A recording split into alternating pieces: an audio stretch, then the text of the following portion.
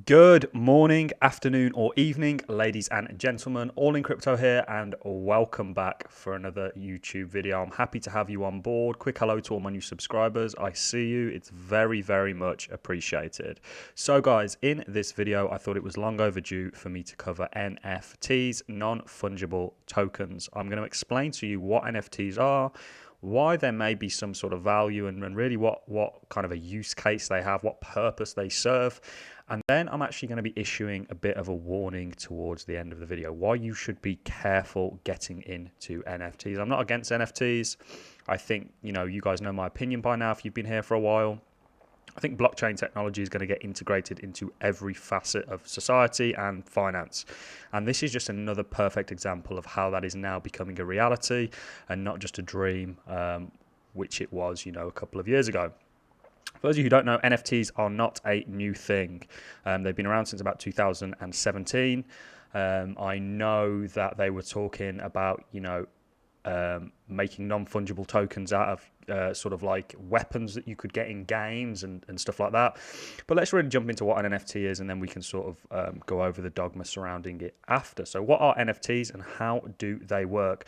Non-fungible token, NFTs, are digital assets that represent a wide range of unique, tangible and intangible items, from collectible sports cards to virtual real estate and even digital sneakers.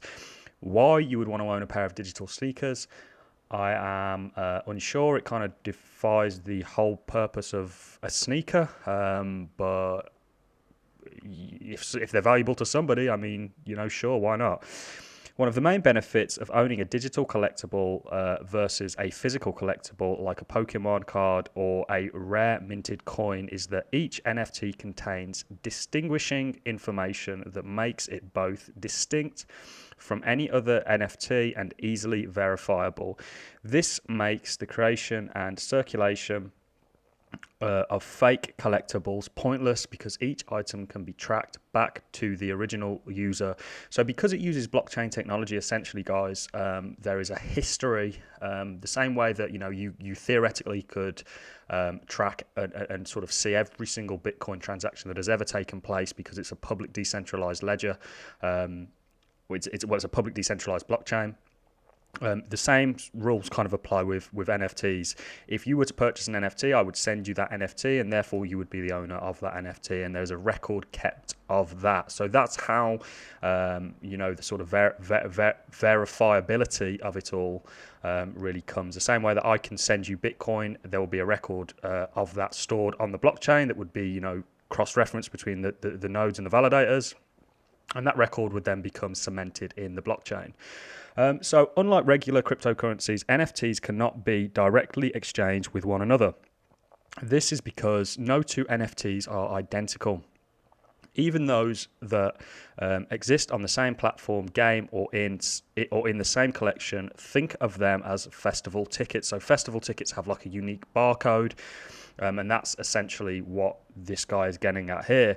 Now, this is an important thing, and this is going to lead me on to the point that I'm going to talk to you about next, where I'm going to explain why you should, why personally, and if you want to get into NFTs, guys, by all means, but learn about them before you do so.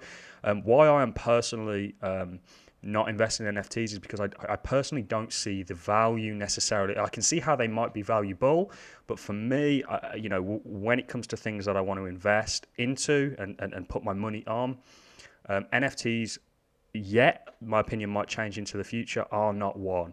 So the vast majority of NFT tokens were built using one of two Ethereum token standards, ERC 721 and ERC 1155. So you guys know that quite a significant part of the cryptocurrency market is built on Ethereum. NFTs are also built on Ethereum. Cryptocurrencies in the form of ERC20 tokens, NFTs in the form of ERC 721 tokens, and ERC 115 tokens. So for me, it makes more sense to invest in Ethereum, because there's a real sort of use case there, and this is just another use case for Ethereum NFTs, than to maybe buy these NFTs. Yeah, we'll get into it a bit later on in the video, but I'll continue to read this, and then I'll sort of give you an overview and where I'm at, and maybe some places where you can go and look at NFTs. So the vast majority of tokens are built on one of two Ethereum standards, Blueprints created by Ethereum that enable software developers to easily deploy NFTs and ensure they're compatible with the broader ecosystem, including exchanges and wallets. Service like MetaMask and My ETH wallet, EOS, Neo, and Tron have also released their own NFT token standard to encourage developers to build and host NFTs on their blockchain. So if you guys want to own an NFT, you are going to need an Ethereum-based wallet like MetaMask or My Ether wallet. There's a number of other wallets out there. I think Trust wallet is potentially one.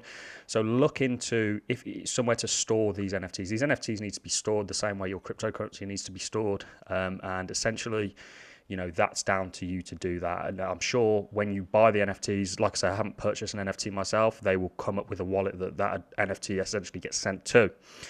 So let's have a look here. Other key characteristics of NFTs include non-interoperable, indivisible, so they can't be divided into fractions, like a Bitcoin Satoshi can be.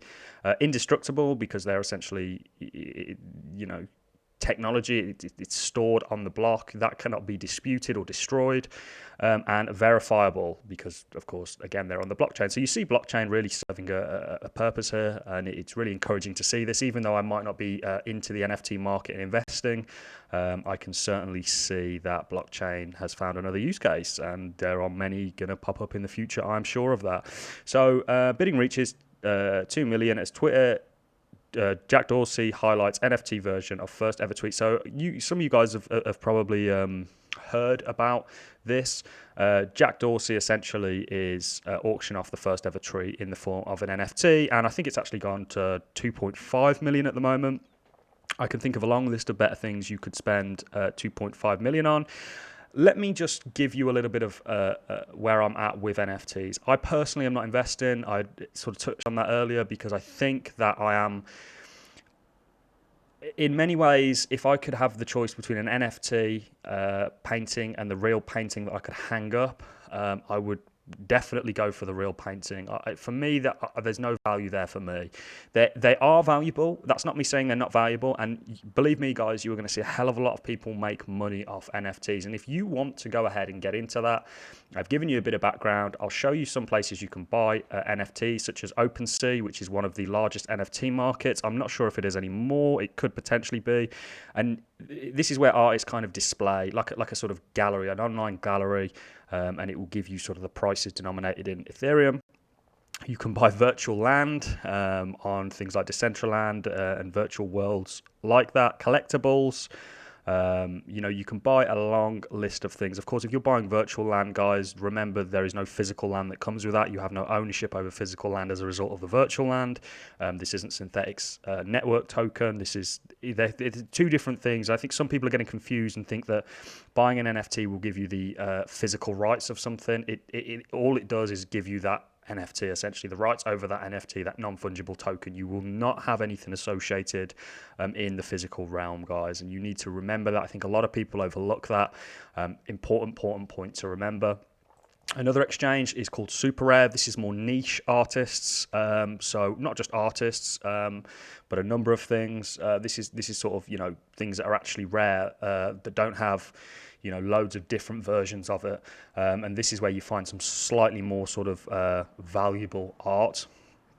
But the warning that I'm going to give you guys on this is what the value of NFTs really comes to is what somebody's willing to pay for it. A bit of a no-brainer. But I was listening to a story about somebody selling. He had. It's funny how a lot of sort of crypto YouTubers out there are pushing and really hyping the whole NFT phase, even though NFTs aren't a new thing. They've been around since sort of about 2017.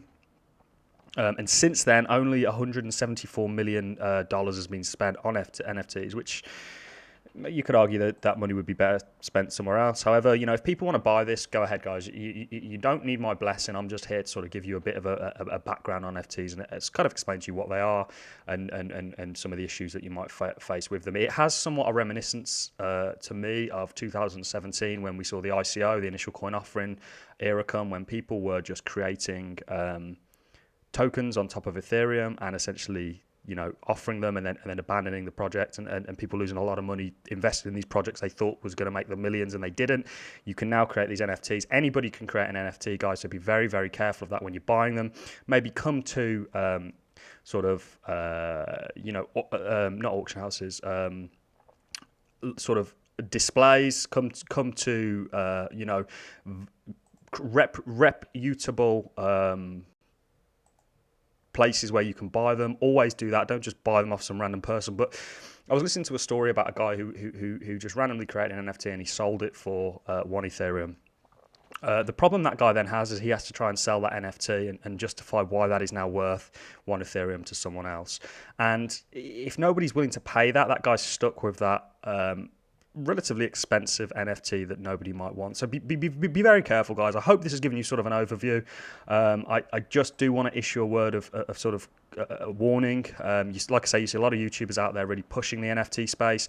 They also happen to be making NFTs, and it's like, I don't even want to watch your YouTube videos, let alone buy an NFT off you, So we'll see what happens. We'll see how this grows and develops.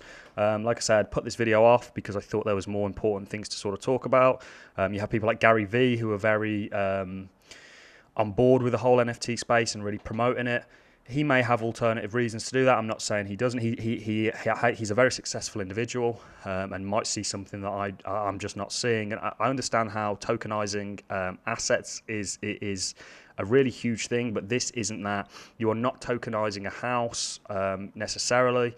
You are creating an NFT of that, a digital version of it, and it doesn't have the ownership of the physical. It's just the sort of technological. So I'm not there. I think that tokenizing actual real world assets is going to be a huge thing. That's why I'm into Synthetics Network and a number of other networks and cryptocurrencies. But for me, guys, I'd much rather invest in Ethereum than these NFTs, because without Ethereum, you wouldn't have the NFTs, and it's a bit of a no-brainer for me. But anyway, that's all I have for you in this video, guys. I hope you have found this useful. I hope it's given you guys maybe a bit of an overview on what NFTs are and why they may or may not be sort of valuable.